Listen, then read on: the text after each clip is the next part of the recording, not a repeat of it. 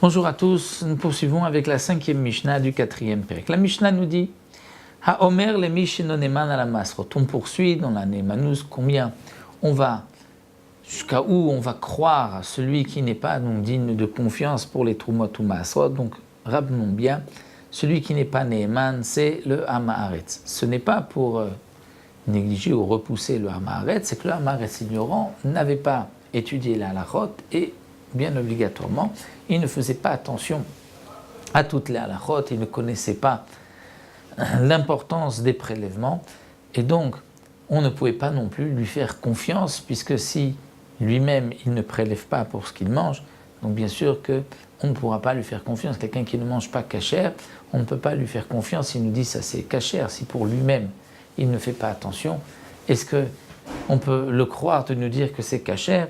Donc ici, le Tana de la Mishnah nous dit, j'ai envoyé un shliar. Donc j'ai un shliar, j'ai quelqu'un, je sais que lui ne fait pas attention au prélèvement de Trumot ou Masrot, et je lui ai demandé d'aller m'acheter. Karli, va m'acheter, Mimi Shiu Neeman. Je lui demande, va acheter chez quelqu'un qui est digne de confiance, ou Mimi Shiu Maaser, ou de quelqu'un que on sait, que tu sais, qu'il prélève les prélèvements de Trumot ou Masrot. Eh bien, si le shliach revient et m'amène des fruits, eno neeman, je ne peux pas lui faire confiance qu'il a acheté des fruits chez quelqu'un qui était lui-même digne de confiance. Pourquoi? Parce que peut-être que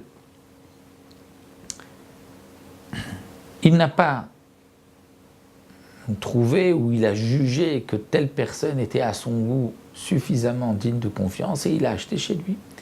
Et si demain je vais lui dire, mais tu n'as pas acheté chez quelqu'un qui était digne de confiance, il va me dire, pas du tout. Moi je pense que cet homme-là est digne de confiance. C'est pour cela que j'ai donc acheté chez lui. Donc puisque je ne peux pas dire mot contre mot, parole contre parole, donc les Chachamim m'ont dit, je ne peux pas lui faire confiance. Mais si j'ai désigné quelqu'un, je lui ai dit, mais Ish Ploni, va m'acheter des fruits de la récolte chez un tel.